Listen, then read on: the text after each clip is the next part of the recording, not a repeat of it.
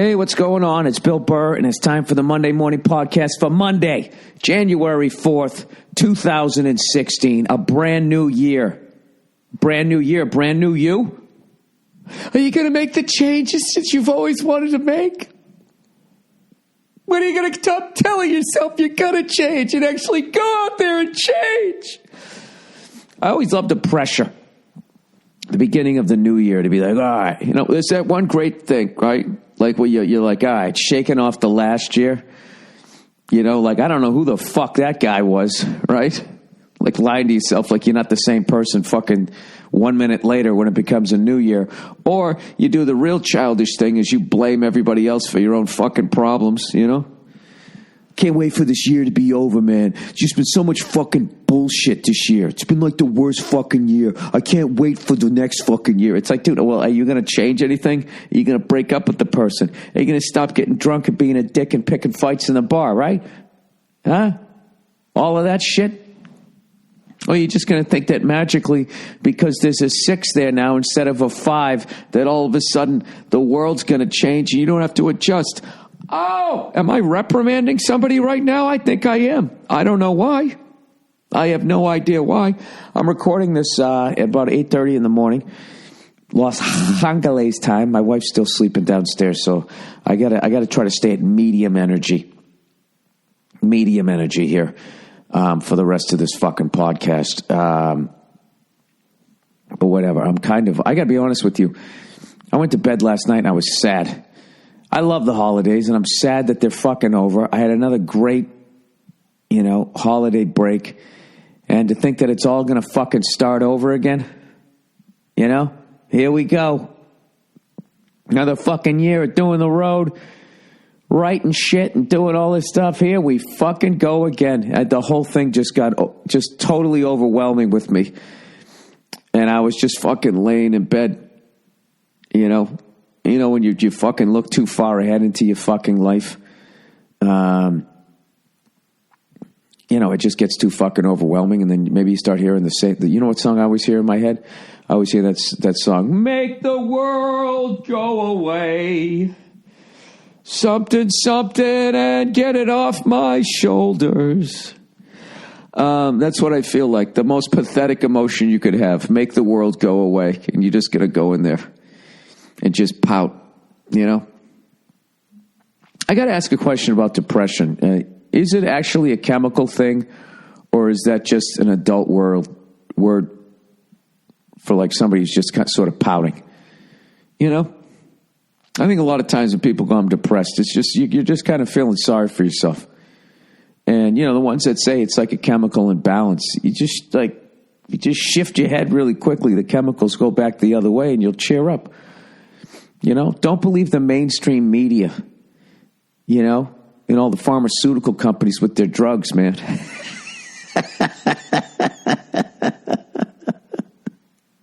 Is there anything funnier than when somebody who's not a fucking doctor, just starts going on and on about, let me tell you something, man. I'm telling you, all you got to do is just walk up to an oak tree. Can't be a birch, can't be a maple. Go up to an oak tree and just bite on the little sapling. You just gnaw on it, right? You got a little piece of bark and you stick it between you, just like chew. You just stick it between your gum and all of that, and your depression will go away. Yeah, it is true. It is true. The Native Americans used to do it, and they were never depressed. That's what they used to do until the white man came and took their bark away. Now look at them. All grumpy, just like the white man. Because they couldn't get any more saplings with the tree bark there. Anyways, Furzy and his wife left yesterday, so the house is empty again. It just stinks, man. I was having a great fucking time enjoying it. Now it all fucking starts over again. I'm already starting the year off. My office is a fucking mess. I'm the worst. I can't find the sticker to put on my fucking license plate. I know I got it. I don't know where the fuck it is. It all starts over. Just fun time's over.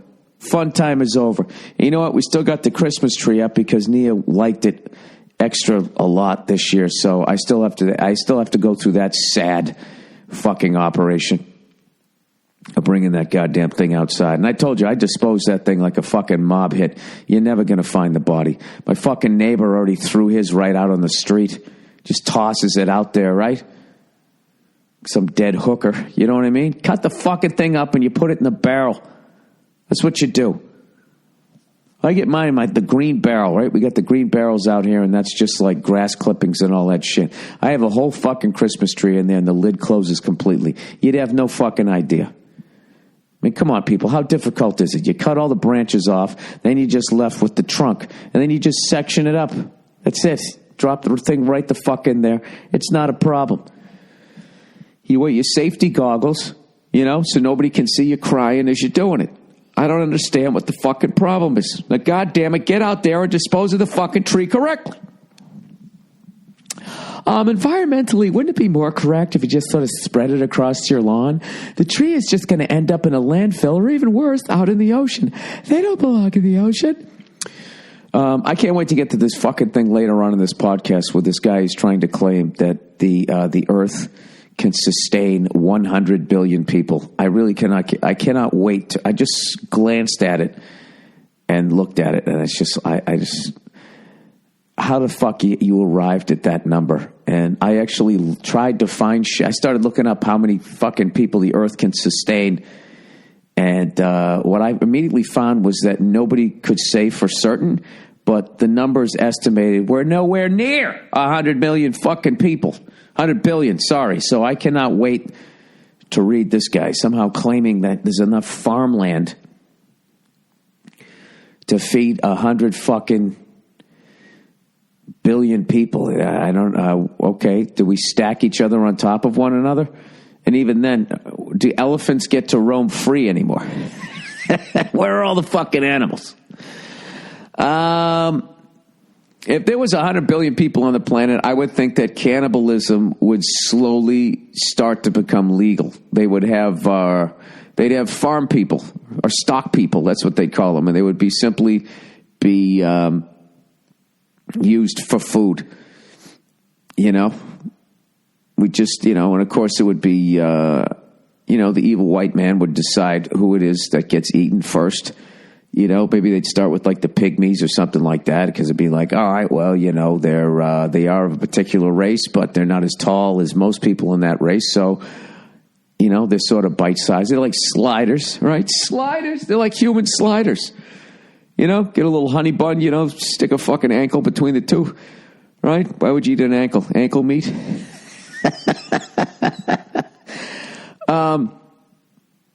So anyways, I still feel fucked up from the Rose Bowl, man. I still, I barely got any sleep with Paul being out here. And then we also performed New Year's Eve down the Orpheum. And I bought this suit to wear New Year's Eve. I found it like over the summertime. It was this all white suit, jacket and pants. But, from a distance, it reads all white. But when you come up to it, it had these tiny black polka dots. You know what I mean? Just tiny. And I walked into the store and it was on like the fucking 70% off rack, because it's really one of those things like, where the fuck are you ever going to wear that? And I was like, that's a perfect suit for fucking New Year's. You put the black fucking solid black shirt underneath it with a little black pocket square, right? And you walk out there like John Travolta. Well, you can't tell by the way I tell my jokes. I'm a fucking hack. No time for originality. Sorry. Fucking shit jokes. Fucking jokes. I don't like to use concepts.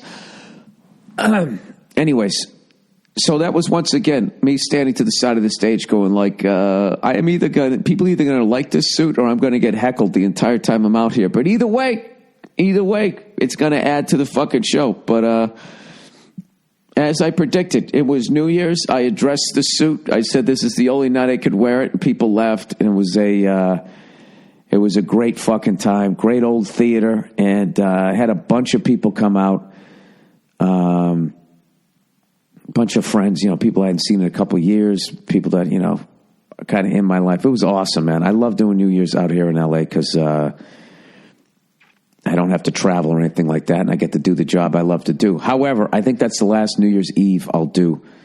I think I'll do like the 30th next time, because I got to tell you, the second show ends, right? By the way, I had to do the countdown, like 2 jokes before my closing joke. I was like halfway through this one bit that I've been trying to work on. I kept fucking up the ending, and I was going to try a new ending to it, because the ending was too sad for every fucking city in this nation other than Dallas, Texas. Dallas, Texas fucking enjoyed the shit out of the original ending. And I'm right in the middle of that bit, and I see that it's 11:59. So then I had to get out of the bit, take a pause, and then do the countdown. And then the streamers came out, right? Lovely Nia came out on stage, gave me a kiss. All the guys came, we fucking waved and everything. And then everybody gets off the stage, and then I had to go back into my act, which was, I don't know. It just ended up being funny because it was really weird. So anyways, we end up doing the show. And then as we leave, we're stuck in this brutal traffic. I'm like, what the fuck? There must have been something going on, because we were in downtown LA.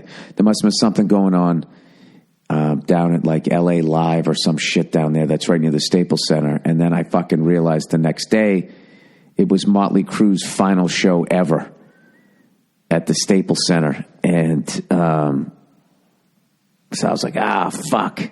That's the traffic we got stuck in. And there's actually a clip up on YouTube of, Tommy Lee, the drummer, has a whole fucking roller coaster attached to his drum kit where it turns upside down and it goes out over the crowd and then comes back and all that shit. I mean, right there alone, if you're the other members in the band, you got to be like, dude, this better be fucking worth it, because the amount of money that's coming out of our checks to fucking carry that rig out on the fucking road. You know what I mean? That's one of those overhead costs. So I don't know if you guys have seen the video. It's their last fucking show ever, and the thing gets stuck. It gets stuck, and Tommy is upside down on this thing. And there's roadies scampering up the side of it like the fucking apes in Planet of the Apes when they were on the Golden Gate Bridge, right? They're scampering up the side of this thing.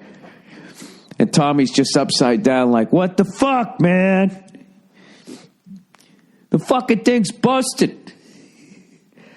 He's like, hey, L.A. He's like, what? You look interesting when I'm hanging upside down here in Los Angeles. And he's just hanging upside down. It's the most excruciatingly uncomfortable thing I've seen a performer have to go through in a long time. He did what the fuck he could do. I mean, once you just go, well, fuck the roller coaster, man, and you're still hanging upside down, I mean, what do? It's just fucking brutal. And the fact that it happened on the very last show, I don't want to start any infighting. I know the band doesn't exist anymore, but I think Vince Neil did it. I think the lead singer, probably all these years, he's used to being out front and all the chicks digging him, walking around with his Barbie hair and all that. And then all the drummer goes all the way out over the crowd and everybody's looking at him. And maybe he got sick of it after all these years. The amount of money that was coming out of his paycheck to bring that fucking loop-de-loop roller coaster with the fucking drum kit in it. And he probably said, hey, everybody, look at that over there. And then he just pulled the fuse. That doesn't make any sense, Bill. Then he's sabotaging his own show. Well, I can have a fucking theory. Somebody could just email me with no fucking links or anything whatsoever and just tell me that the earth can sustain 100 billion people. Anyways, so we're stuck in that traffic. I didn't get home until like 1:30, 1:45. Fell asleep around 2, and then I had to be up at 10 after 5 to then be outside for the next 13 hours at the Rose Bowl. This year we brought 8 people, and one of my buddies who went there, he just called it the Goon Parade.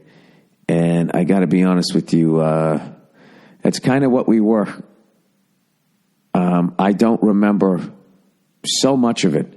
I remember the whole game because I just stopped drinking because I had to drive. So I just remember walking to the stadium. And after that, I remember the entire fucking game. So I'll take you through what I remember. So we fucking get there, right? First time ever, we get there so fucking early. They haven't even opened the gates yet.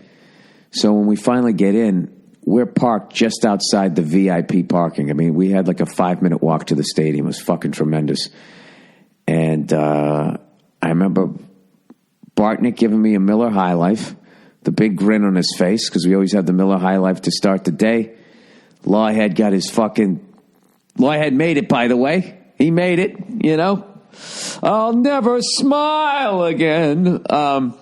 He made it, and he got all 3 of his fires going and getting ready for the breakfast sandwiches. And I want to say that I waited till after I had Lawhead's unbelievable breakfast sandwich. It's the best breakfast sandwich I have every fucking year, is that one. And it was absolutely delicious. And my favorite thing was looking over at Verzi after he was 2 bites in.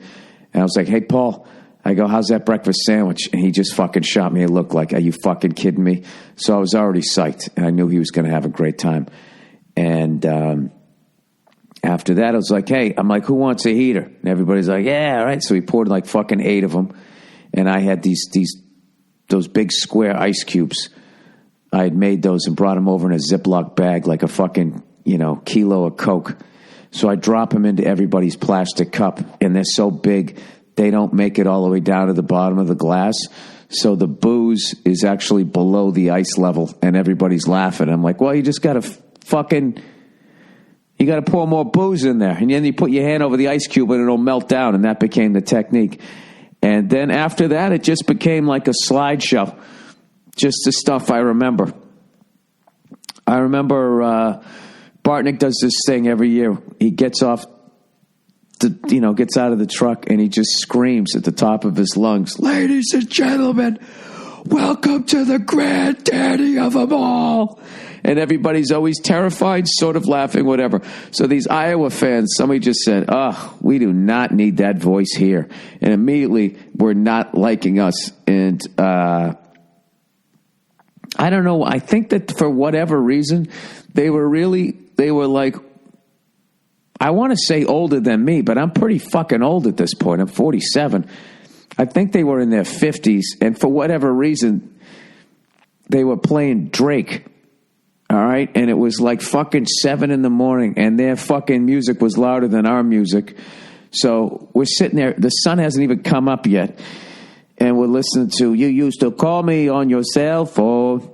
You used to. And it just was fucking, they were like, oh God, are they going to be playing that fucking song? Like that song is like, that's like, there's a few songs that get played so much that you never need to hear them again. I think the original song was In the Mood. But I think Benny Goodman, or was it Glenn Miller? I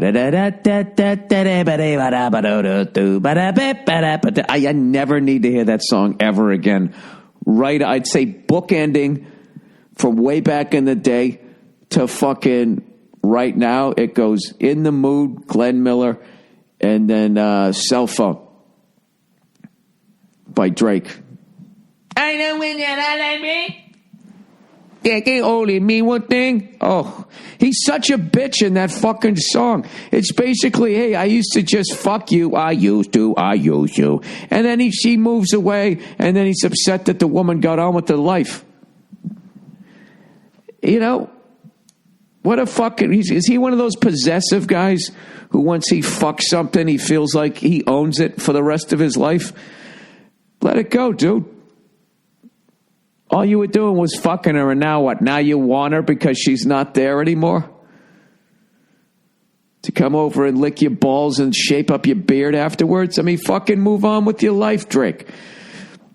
You used to. So that's fucking going on. And all I know, and they were annoyed with how loud Bartnick yelled. So I don't know what happened. Somewhere between the beer, the shot, and the breakfast sandwich, I glance over, and the older guy is chirping in fucking Bartnick's ear, and Bartnick is just staring straight ahead. 600-yard stare, just standing there. And I see the guy talking, and then I just see Joe just shrug his shoulders and be like, well, I don't like your music.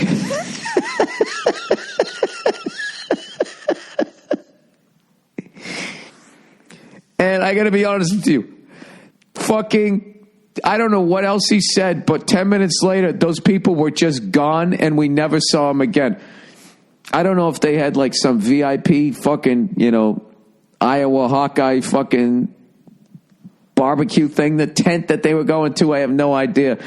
But we were dying laughing. They had one conversation with Joe, like, hey, do you mind keeping it down a little bit? And Joe just gave him the death fucking, the 600-yard stare. And that was it. They just fucking left. So that problem was solved. Then we were throwing the football around. I remembered everything but forgot the bacon. And what's his face? Lawhead was able to call an audible, and he had some bison meat or something like that, and bacon grease. Figure that one out. I don't know how the fuck he did it, but and everything was going great. I was throwing the football around, and then at some point, I was just so fucking hammered that I fell down, and I was one of those drunk falls where it took me like 17. I started falling and it took like 17 seconds for me to fall. And the entire time I was saying, I'm sorry. It's now known as the I'm sorry fall. And it took me so long to fall that just about everybody at the tailgate saw it. And I think if what happened was I was standing. Lawhead had this tent, one of those 4-posted tent things. I was standing underneath it, and unbeknownst to me, was right behind me was my cooler and all the other coolers and all the bags of groceries sort of sprinkled out, right? And I was talking, and I did an about face to start walking, and immediately tripped over the first cooler, all right? And as I was trying to get my leg to an open area without stepping on hamburger buns, I just... there wasn't any space to put my feet down. And I was doing it was almost like a wide receiver after they catch a football and they try to stay in bounds and dance down the sidelines. I was doing that, but in between condiments and food and shit like that. And I never regained my balance, but I didn't go down I swear to God, it was probably, real time was probably like a 4-second fall, but that's a long time. If you just fall, bam, you're on the ground. In under a second, right? I would think, depending, unless you're really short and you get there a little quicker. So I just kept going, I'm sorry. And right as, my buddy Nate came over to try and stop me from falling, I fucking landed on my back and I twisted my left knee. And I hear the whole place laughing, and I was laughing. Evidently, my last step, I stepped in some avocado and slipped on that. And I just fucking went down, just thud right on my back. I landed like a wrestler, so it didn't even hurt, where it was just my entire backside hit the ground at the same time. And I remember talking about it later, and I was like, yeah, but I didn't spill my drink. And everybody's like, yeah, you did. You spilled it all over the front of your jacket. So then I remember getting the apple pies out. Well, I remember the brisket and the ribs being done, and those were delicious. Lawhead killing it, as always. And then I think I smoked a cigar next. Yeah, I smoked a cigar. And then we had the apple pies, and everybody freaked out, and they loved them. And then then I smoked a cigar, and I was like, all right, I got to fucking sober up here, because in 6 hours, the game will be over, and we'll be done, and then I got to drive. So... fuck. Hang on a second. Hang on. All right, I'm back. Sorry about that. I had to blow my fucking nose. So anyway, then we get into the game, and I still don't know his fucking name because I was hammered. The running back for Stanford just was, right as we got into the stadium, he already ran for a touchdown, and then it was like a fucking Hollywood movie. They couldn't stop this kid. The kid even had another one. He ran like 70 yards for a touchdown. They had to bring it back. They just couldn't fucking get the kid down. And before you knew it, it was like 28-0. 28-0. Then it was 35-0. And we still had like half of the second quarter. The fucking game was just over. It was the worst Rose Bowl game as far as being competitive that I've been to, / the greatest individual performance I've ever seen. We got to see that kid. He set the record for the most all-purpose yards ever in a Rose Bowl. And this is the granddaddy of them all. It's the original bowl game. Even though the Yale Bowl is the original bowl stadium. Figure that one out. Anyways, So we got to see that. And fortunately, during halftime, I didn't have to watch the Stanford Band, which, by the way, is just, I mean, could they be more of a bunch of hipsters?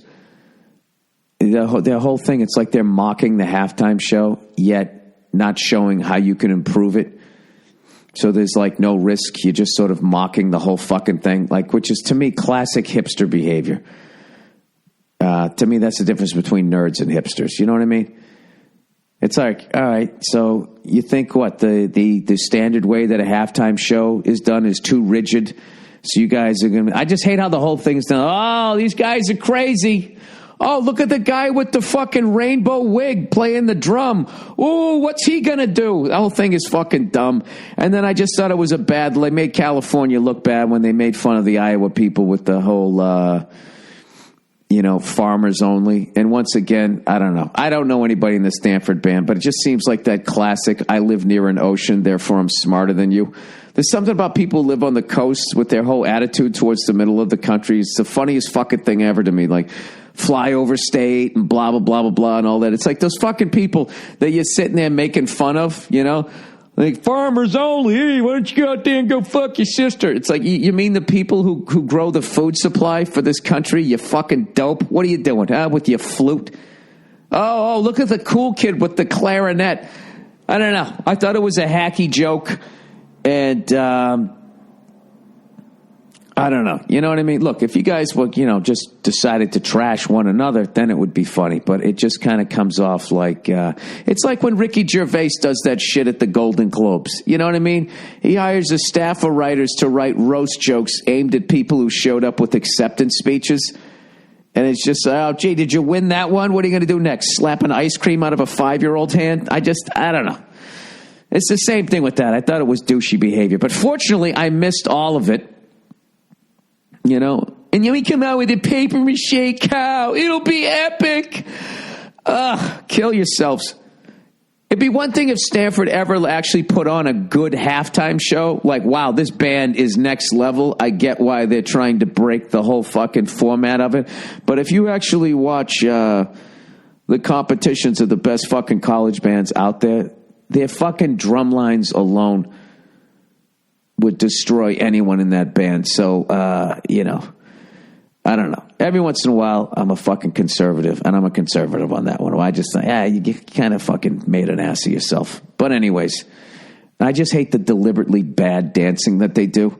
I think if you're going to mock dancing, you should be able to dance well, to just suck at it and then be like making fun of it. And then you just fucking like, all right.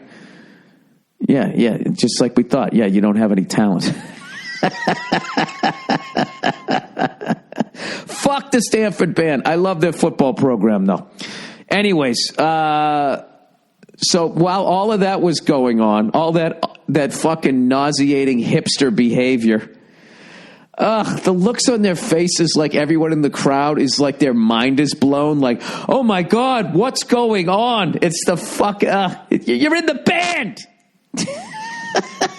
You're playing the fucking triangle out there. You're not a rebel. You're not freaking anybody out.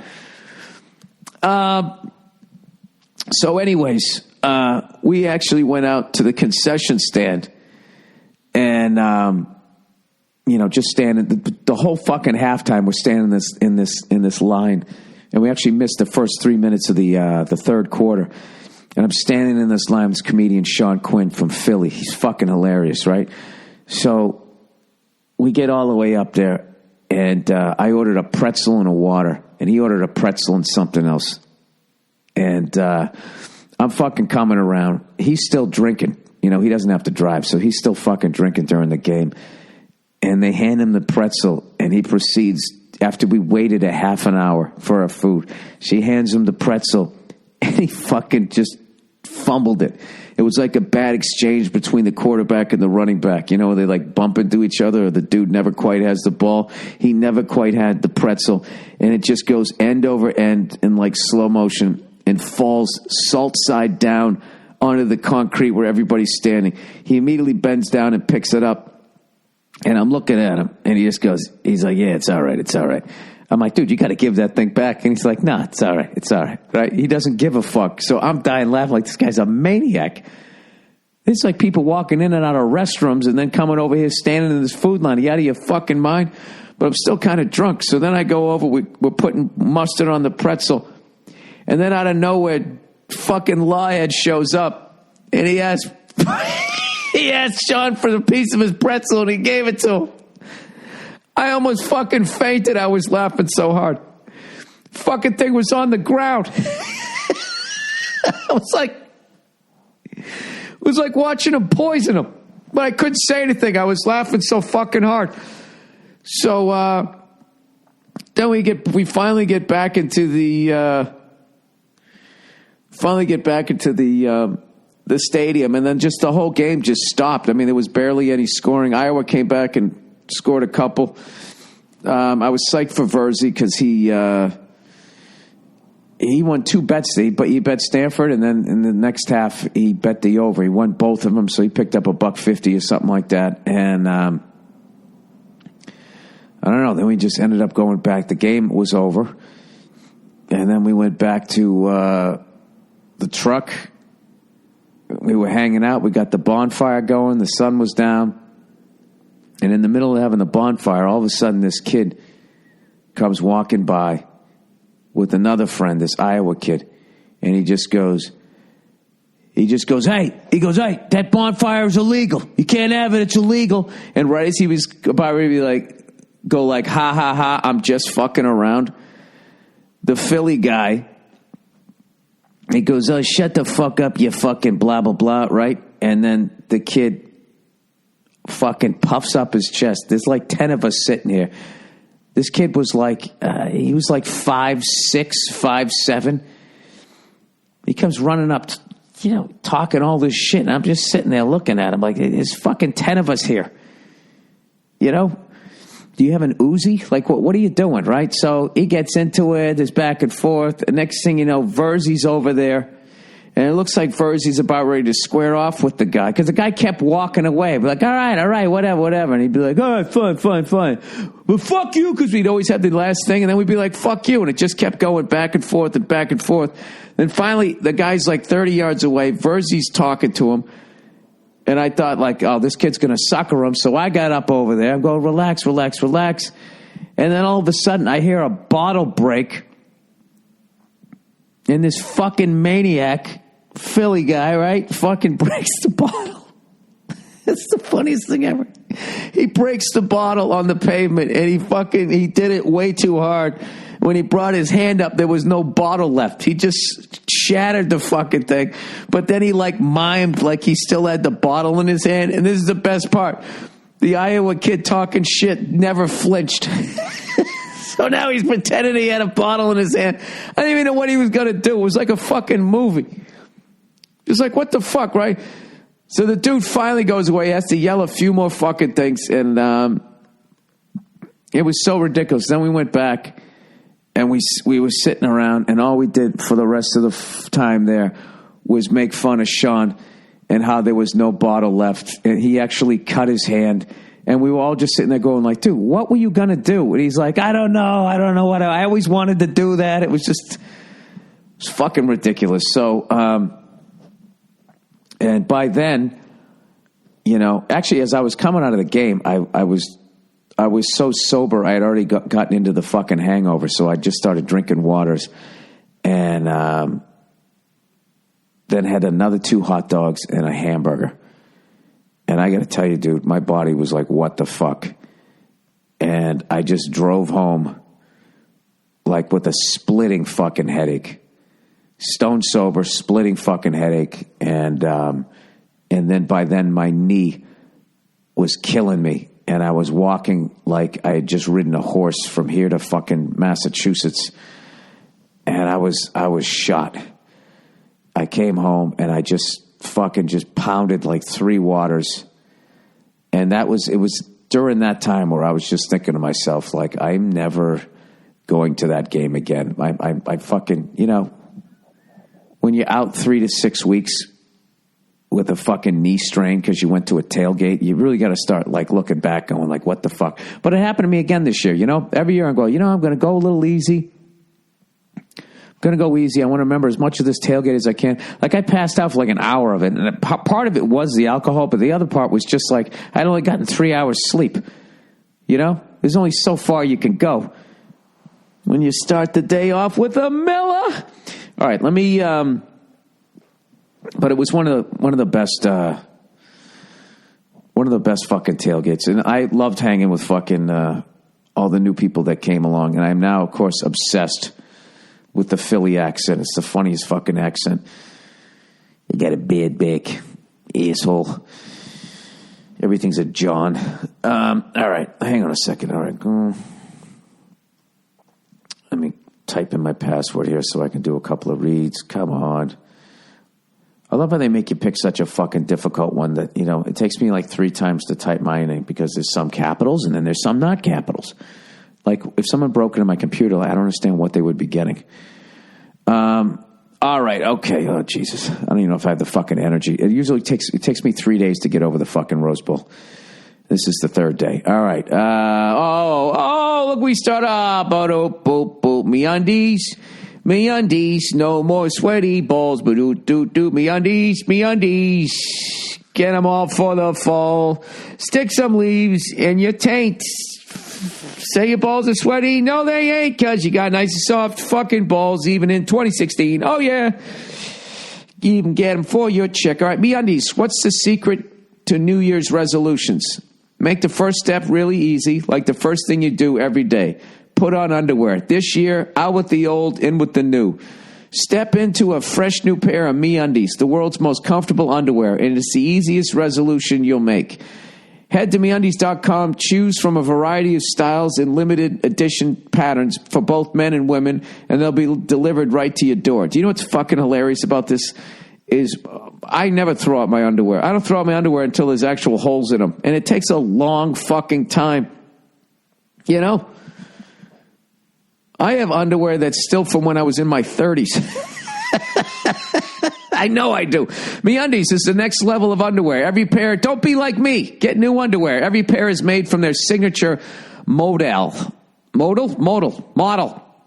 fabric, proven to be twice as soft as cotton. They don't just feel better than regular undies. They make you feel invincible. I'll kick your ass, buddy. My balls are dry. And it's guaranteed to be the most comfortable underwear you've ever worn, or your first pair is free.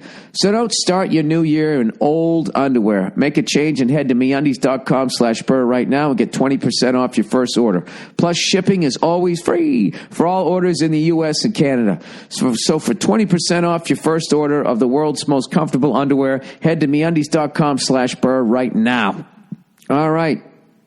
Dollar Shave Club, everybody. I got to be honest, as much as it sucks that I lost all this advertising, I do like having to read less. So it kind of works out. All right, Dollar Shave Club. All right, you guys, I figured it out.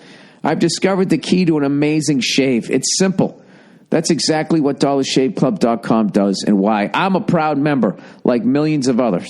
DollarShaveClub.com delivers amazing razors right to my door for a third of the price of what the greedy razor corporations charge, and you'd have to go down to the store to get them. Both my wallet and face finally get some relief. Joining DollarShaveClub.com means you can afford to shave with a fresh blade anytime you want, which feels fantastic. And for the smoothest shave ever, use fresh Dollar Shave Club blades with their Dr. Kavi's Easy Shave Butter.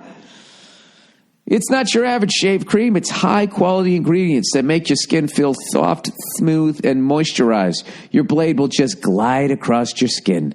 If you want the most amazing shave possible, take it from me. Use a fresh DSC blade, Dollar Shave Club, and Dr. Kavi's Easy Shave Butter. 2 reasons to join DollarShaveClub.com/Burr. That's DollarShaveClub.com/Burr. And the guys who have stuck with me through thick and thin, Stamps.com, everyone. One great resolution you can make for the new year. Maximize every minute and every dollar for your small business. I know an easy way to start that, anyways, with Stamps.com. Think about how much time you've wasted going to the post office, driving there, finding parking, standing behind the old lady, you know? Priority or express, which one of these is overnight? Try to figure that shit out. Stamps.com is the better way to get postage.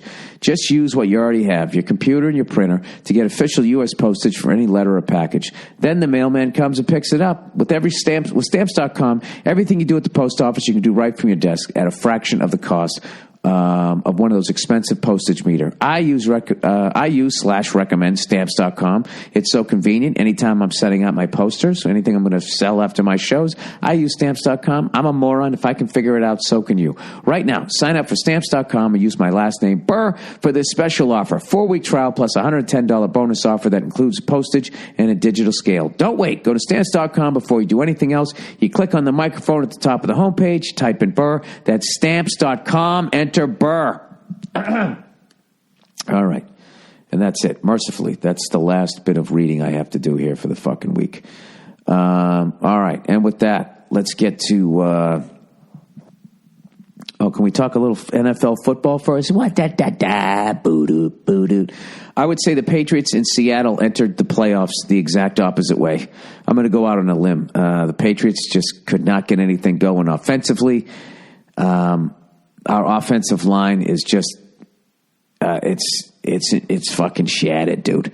We got nobody left. Every time Brady went to pass, there was someone in the backfield. Our defense did great, though. I mean, it was holding them to like 10 points for most of the fucking game. But hopefully we can get healthier. I don't see us going too deep into the playoffs this year. Seattle, on the other hand, I'll tell you right now, this is the wild card team. Nobody wants to play. But you got to ask yourself, are they peaking too early? Seattle looked like world beaters. And the way that they handled the fucking Cardinals yesterday, they made them. I mean, I don't know if the Cardinals started to come back or not. I mean, I watched the first fucking half, and it looked like an NFL team playing a CFL team. Let me check out the final score here. I mean, I think it's just another phenomenal coaching job by Pete Carroll. And he's got him right. Well, 36-6. Yeah, they just destroyed him. Scoring at will, doing whatever the fuck they wanted. You know, Arizona's special teams was looking like shit. Their field goal kicker mixed a couple of extra points. And I don't know what the fuck was going on with them. They couldn't tackle anybody on punts or kickoffs. The only question mark I saw was Seattle. Was their kicker missed another one. And Richard Sherman's hair. That's the only thing I found. That's the second time this year Sherman has been brought down by his hair. To the point they actually thought it was a face mask. He went down so fucking, his head went down. But other than that, I was the guy, you know, a couple weeks ago thinking like, you know, Arizona and Carolina. Now I think it's Carolina would play Seattle at home, but I got to tell you, Seattle doesn't give a fuck. They've been there the last 2 years in a row. If they win it again this year, a lot of people are going to be like, oh, they were one play away for winning it 3 times in a row. That's absolute bullshit. That's absolute bullshit. You win 2 in a row. If you win the fucking thing, it changes your vibe. You know, defending versus bad taste in your mouth. You know what I mean? How long do you think Pete Carroll was able to actually get 8 hours sleep after that Super Bowl? Like the drive that he's had to get back because that they fucked that thing up. / Malcolm Butler made one of the greatest defensive plays of all time. Like that'll, you know, there's a reason why nobody's ever won 3 in a row. It's, you know, it's hard to stay that fucking motivated. I think anyways. And I know watching the Patriots when the defending Super Bowl champions versus just being the Patriots, which is bad enough. People want to beat you bad enough. But when you're the defending Super Bowl champion, even the shit teams try hard against you. But anyways, having said all that, you know, the way Seattle's played over the last month in that last game, like they look like fucking world beaters. So, and us, I don't know if we could beat the Broncos at this point with how fucking injured we are. Even with their new quarterback. That was hard to see Peyton Manning be a backup, man, but he took it like a gentleman. I wonder if that was his last game. I wonder. All right, let's get to the fucking questions here for this week, right? And by the way, for all the Canadian fans, I'm not ducking the fact that you guys destroyed us in that game. I just haven't seen it yet. I started to watch it yesterday, and after all the hoopla and all of that shit, I got like a minute and a half in the game, and they already scored. I was just like, oh, man. I think the final was 5-1. So congratulations to you cunts. But, I got to fix my cooler, too. My cooler took a beating. Both hinges were broken as the interior strap. Thankfully, Igloo makes a repair kit. And it's obviously an easy repair. I got to get that fucking taken care of this week. That fucking cooler's been to every Rose Bowl. I got to fix it up here. Who knows? Maybe when I fell, I'm the one who knocked the fucking lid off the thing. All right, breakfast. Here we go. There's no way I did 45 minutes. Jesus Christ, it's flying by. All right, breakfast. Bill, I'm a father of 2 young children, and I hold a 9-to-5 corporate job. Don't feel bad for me, though. I love my job. That's awesome. I want you to love your job. And he goes, and I don't bitch about how hard it is to be a parent. He goes, I maintain a decent diet. I was a college athlete, so I have a basic understanding of the human body. Granted, you and I spend our mornings differently. I freeze my ass off every morning for 5 to 6 months of the year. I was wondering what you do for breakfast every morning. I don't understand. What do you mean you freeze your ass off? What do you do? Okay. I was wondering what you do for breakfast every morning. And then he goes on to say, I'm always on the go, and I'm not hungry right when I leave for work. Which leaves me in the car and at the office for the rest of the morning. Not a lot of options beyond a banana and a coffee. It's too cold for smoothies. What's a man to do? What's your morning food routine? Well, when I'm being smart, I have 2 eggs over easy, and I have some oatmeal with a banana and maybe some blueberries. I don't have any bread or any of that stuff. And then between breakfast and lunch, I have an apple. And then for lunch, I have turkey slices with the side salad. And then at 4 o'clock, I have a meat with the protein. And 6 o'clock, meat with the protein. And meat with the protein? I have a protein with vegetables. Dude, what the fuck? My brain is shot here. I have a protein with some vegetables. I have meat with the protein. And then I have bread with some carbs. That's what I end up doing. And then I stop eating around 5, 6 is when I have my last meal, and then I just drink waters after that. If I get really hungry, I just have celery with peanut butter, and I got to get back to that diet because I've been cooking up a fucking storm, bacon and all that type of stuff.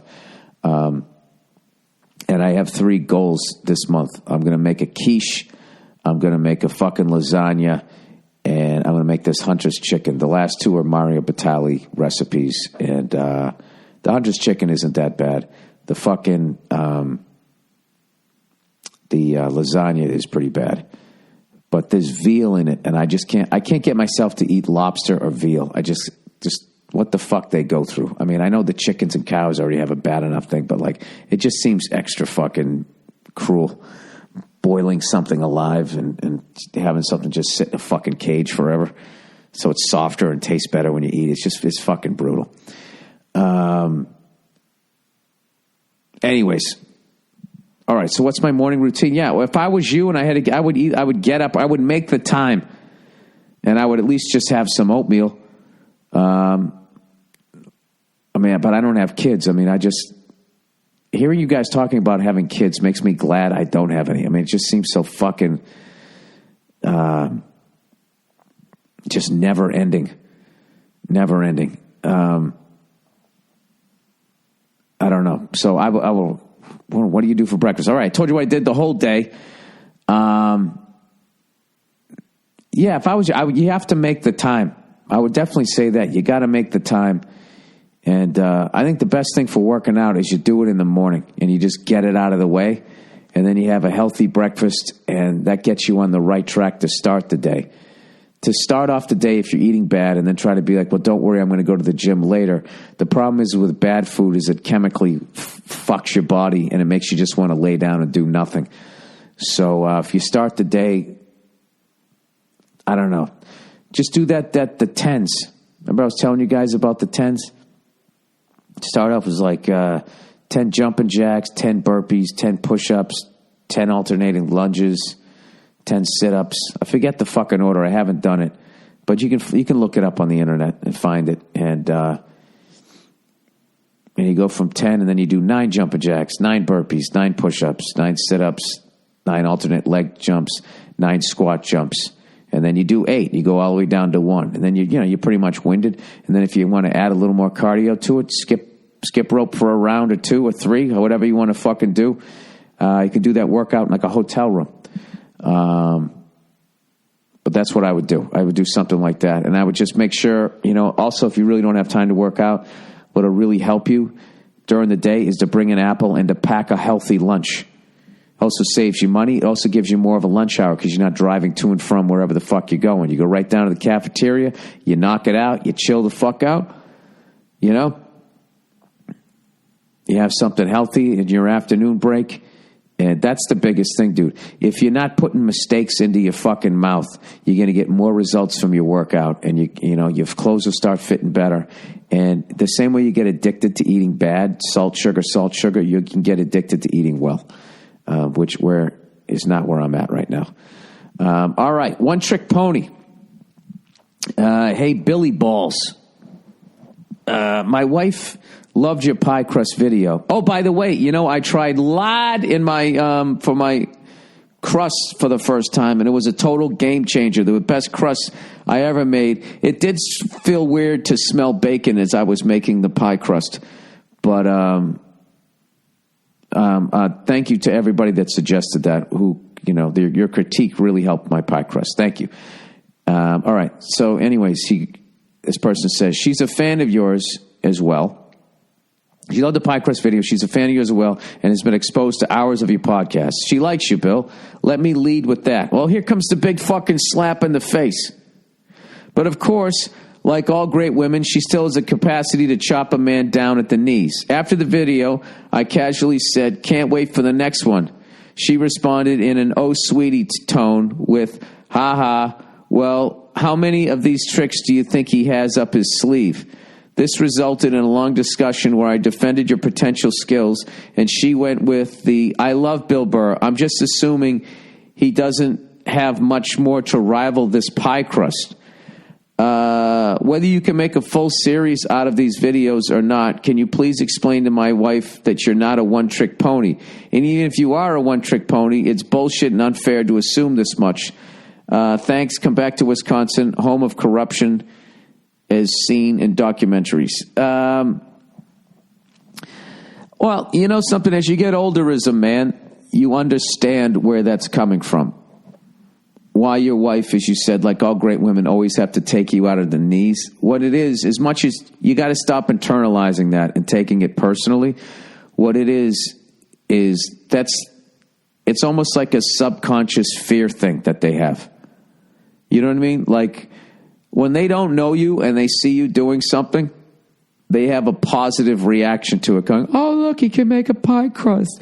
I bet he's going to be a great dad," right? They think shit like that. But after they get with you, and then they love you and they don't want to lose you, when they see you continuing to grow as a person, I can't even say this is a female thing. This is like a thing in general that people do in relationships, is you actually hold back the person you love because you see them expanding on who they are, and because it's something new and different and moves in a different direction. I think subconsciously a certain type of person feels insecure. So then they have to tether it to the ground with fucking criticism rather than encouraging the person.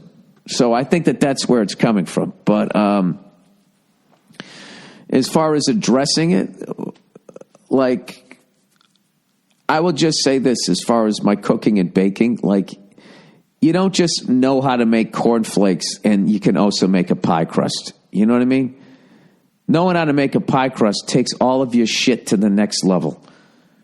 Okay? Know this. Because I can do that, like, back in the day, I used to look at, like, making, like, a quiche or something like that, going, "Oh, my God, that's fucking impossible, the crust alone." Or making a turkey pot pie, or anything that involves having a crust. You can add that. I recently have learned how to smoke meat. I smoked ribs.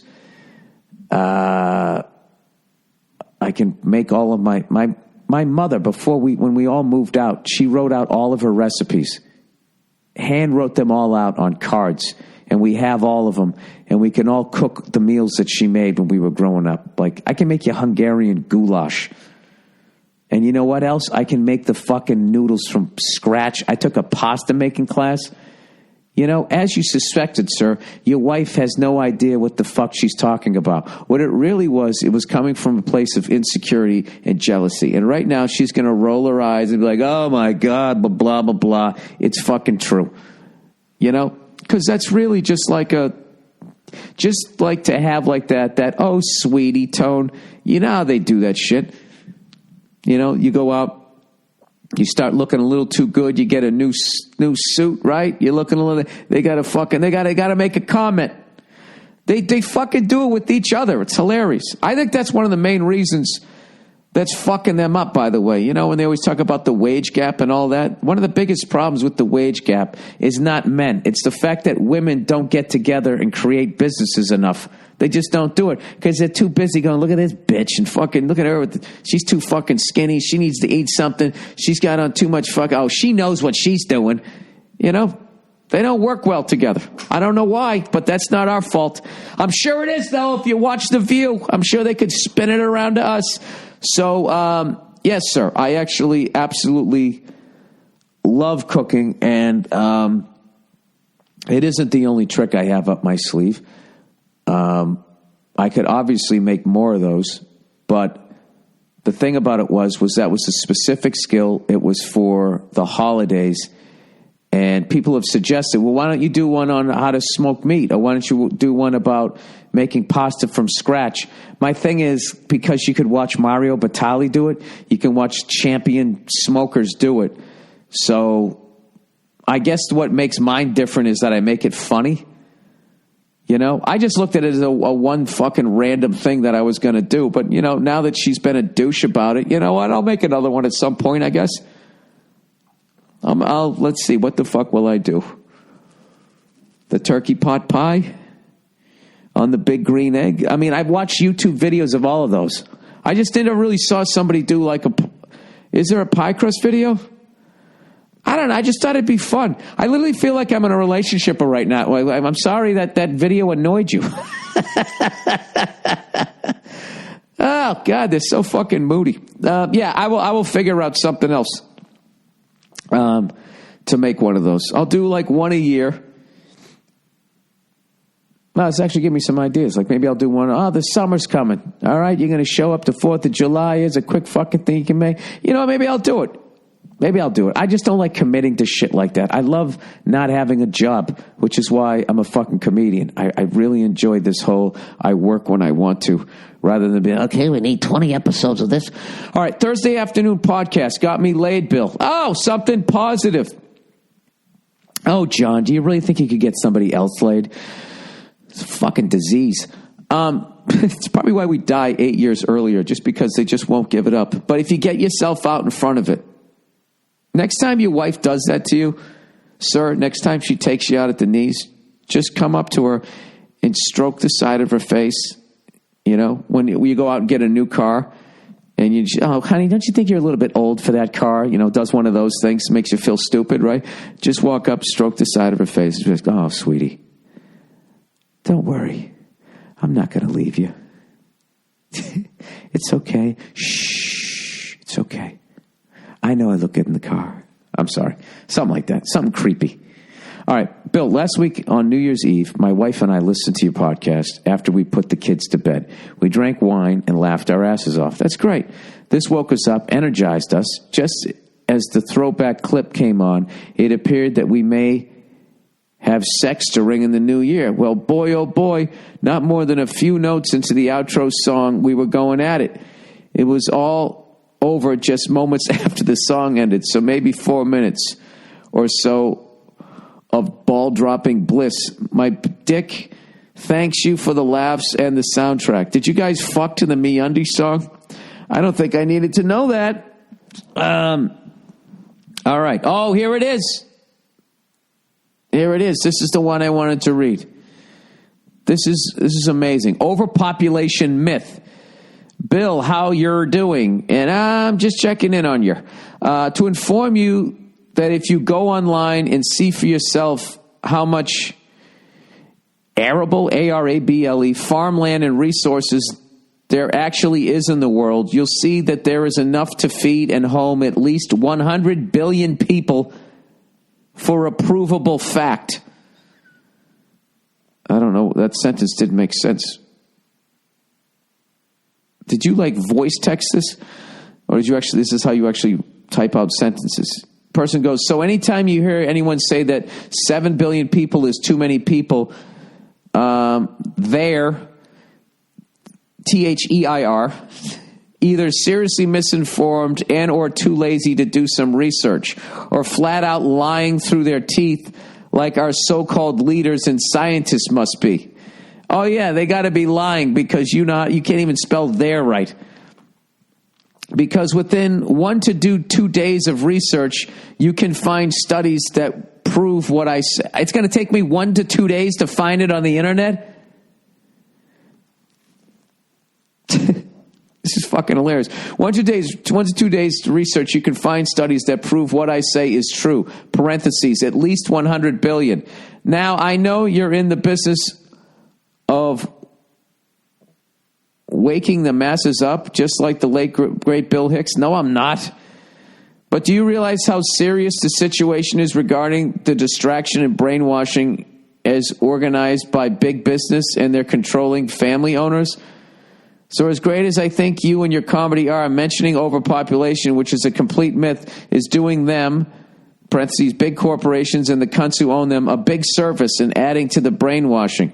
Anyway, Bill, I know you're a great man because of the subjects you talk about during your shows, but please look for yourself at how much arable farmland there is and consider the fact that all food grows completely for free. Wow. All right. Well, I'll tell you this, buddy. I know I'm a moron, so I just looked up. I looked at how many people can the earth sustain? And it says, how many people can the earth support? So 10 billion people is the utmost population limit where food is concerned. That's the first one. The next one says more than 7 billion people currently are on the planet compared to 3 billion in 1967. That one doesn't say. That's a video. I don't want to watch that. Current population is 3 times the sustainable level. That's the next article. How many people can the earth sustain?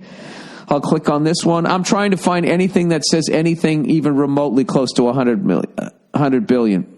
Here's a staggering stat. According to the United Nations, the world's current population of 7.2 billion is now up to 7.8. It's projected to increase by 1 billion over the next 12 years, which would bring us to 9.6 billion by 2050. How can we sustain all these people on the planet? Or rather, how many people can this planet sustain? That is the question Alan Weissman explored in his latest book, Countdown, Our Last Best Hope for a Future on Earth, ?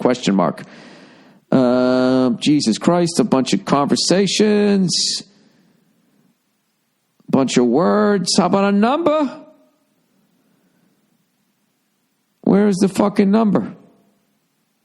All right, he has the chart. In the next 50 years, we will need to produce as much food as has ever been consumed for an entire human history. Well, that makes sense because there'll be the most people.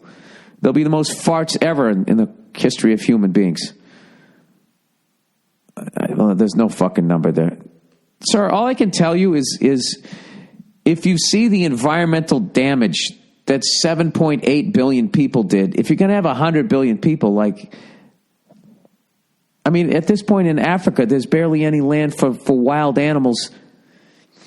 It's all for the most part, down in the southern part of the country, it's all roped off. It's finite. You know what I mean? They're completely surrounded. I'd have to say that I disagree, and not just by your spelling, because I couldn't read half the fucking words you said even when you spelt them right. But yeah, no, there's no fucking way 100 billion people. And there's any sort of animal life left that isn't stuck in a cage. You know what I mean? And also, in this last year, I traveled to Singapore, Hong Kong, and Mumbai, India, and I saw what that next level of population looked like, dude, and I was breathing that air. Not Singapore. Singapore was different. But Hong Kong and Mumbai, India, you could almost taste the fucking air, and it was just way too many fucking people. I can tell you that. There's no way 100 billion people. And I don't understand why I need to look it up for 1 to 2 days. Why couldn't you just send me a link? I would love for you to be right, but I'm going to go out on a limb and say you're not. I'm going to go with the scientists on this one. And also, this also sounds like, when people denied global warming. Not to get all political, but one political party adamantly denied it for years and years and years, and now decades, and now they finally just go, yeah, we are causing climate change. But you know what? It's too late now.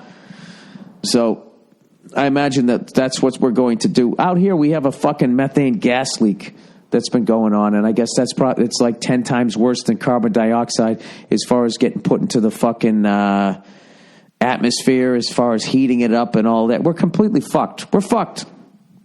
We're absolutely fucked. And selfishly, I hope it doesn't happen by the end of my own life, which is the exact sort of thought process that got us into this mess to begin with. But, sir, you're correct in assuming that I'm a fucking dope and I don't know what I'm talking about. But I'm just kind of going with having traveled extensively, for the last 20 years on the road and watching the population increase just in this country. It's a weird thing when the population it keeps looking like it's sort of leveled off. And I don't know if because there's no factories anymore. All I know is like it used to be back in the day, if I jumped on the highway at 2 p.m, I was good. And now everywhere I go, there's like traffic. And I'm just looking at these people going like, are you guys all stand-up comics? Does everybody work the third shift? How the fuck are all these people out on the road? I don't even know what's going on. Do a lot of people work from home and they're all driving out to get a sandwich at that time? I don't know. You know what? Let me look up. I heard the U.S. population is kind of leveled off, which has excited me. That's exciting to me, U.S. population. Oh, Jesus Christ, Bill. Can you fucking population by year? Let's do this. All right, let's see what we got here. U.S. population by year. Right. Let's go back to 1997. There was 2.7265 million, and now there's 322.07 million. So it's gone up by like 50 million. Is that enough to notice? Well, that's actually, that's significant, right? That's like a 20% increase. I think I'm making some points. All right, let's move on here. All right, advice, changing high schools. Dear Bill, I'm a freshman in high school and would like to know your perspective on my situation. I currently attended a performing arts high school and majored in jazz studies. That's fucking cool. I enjoy it and all, but the first semester has passed. I found out that jazz is something I don't want to do in life. Rather than carry on with the next 3 years of this major, I'd rather change schools and major in something that would benefit me in the long run, especially if I want to attend big schools like Harvard. Well, that's good, man. You tried something. You've realized early on you don't like it, and you got enough strength to be like, to communicate it. I don't want to do this, and you need something else. It's all good so far.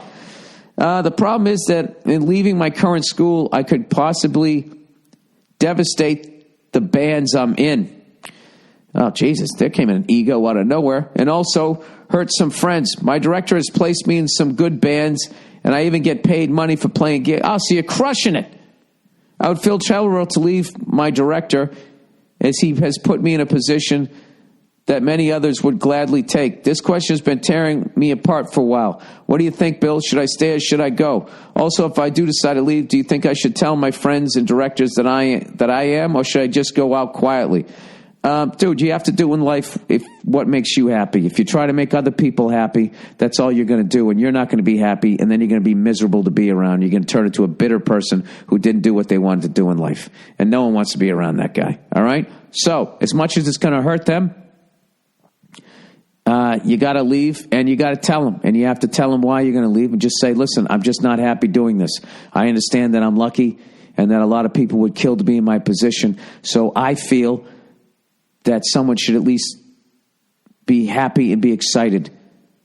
You know, if people desire to be in my position and I'm occupying that position and I'm not happy, I'm doing an injustice to myself and one of you guys. All right? I apologize. I'm sorry. And then that's it. And you know what? It's a great life lesson. Sometimes, you know, when you ask for what you want, people get hurt. And, you know, I don't mean you physically have to hurt them. You know, their bottom lip quivers a little bit. That's all I'm saying. That's it. But don't go out quietly. Don't sneak out the back door. Be a man or a woman about it and fucking, you know, be an adult. All right?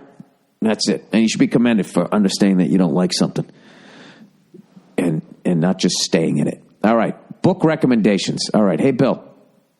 Not to start off by blowing smoke up your ass, but F is for Family is a phenomenal show.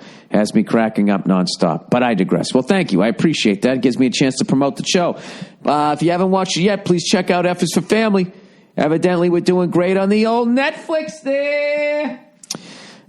This person says, I remember you mentioned you read that you read Open by Andre Agassi. So I picked it up and started reading it. It truly is one of the books that's tough to put down. Was wondering if you had any other recommendations that you've read of late. Thanks, and go fuck yourself. That comedian book that I mentioned, I have it downstairs. It's like the history of stand-up comedy. Let me look it up here. Which has taken me forever to get through because every time they bring up a name, I'm like, who the fuck is that guy? And then I look him up and then I'm on the internet. But it's been a joy. The history of stand-up comedy book. There it is. All right. This is what I've been reading. It's called The Comedians. Drunks, Thieves, Scoundrels, and the History of American Comedy. Jesus Christ. How about brilliant? Do you know any geniuses in there? No nod to Pryor? Lenny Bruce? None of that? All right. Yeah, so that's what I've been reading, and I don't know. I'm in another one of those modes where I'm just playing a lot of drums and I'm cooking and that type of stuff, and also feeling the pressure to put out another cooking video to shut up somebody that I never met before. How fucking ridiculous is that? I should just let it go, you know? I should, but you know what? I'm not gonna. You know what? Maybe I'll make a breakfast one. I made a pie one. I'll make a breakfast one. I'll make a lunch one. I'll make a dinner or a supper one. I'll do it over throughout the fucking years. All right? That'll be all. Basic cooking by a basic cunt. All right, that's the podcast for this week. Go fuck yourselves. I'll check in on you on Thursday. It's a brand new year. I have like 2 stand-up gigs booked because I'm trying to figure out what the fuck is going to go on with this show if we're going to get a second season. I need to know, but I think I'm just going to start booking shit because that's how this business works. You know, if you book a bunch of shit, then they just go, oh, well, let's fucking give you something right in the middle of all that other shit that you booked. If you don't book anything, then you're just going to be staring at your phone and it's never going to ring. What are you, fucking witch, Bill? You into superstitious stuff? Well, maybe I am. I have no idea. But Paul Verzi is going to try to not drink starting today until the beginning of April. And I told him that I've sort of half-ass committed that I would do it with him. So I'm sort of on the wagon right now. I didn't drink last night. I don't really have any desire to do it today. I'm fucking wiped out. So we'll see. I'm going to try to see. I'll try to go as long as I can. All right, that's it. Go fuck yourselves. I'll talk to you on Thursday.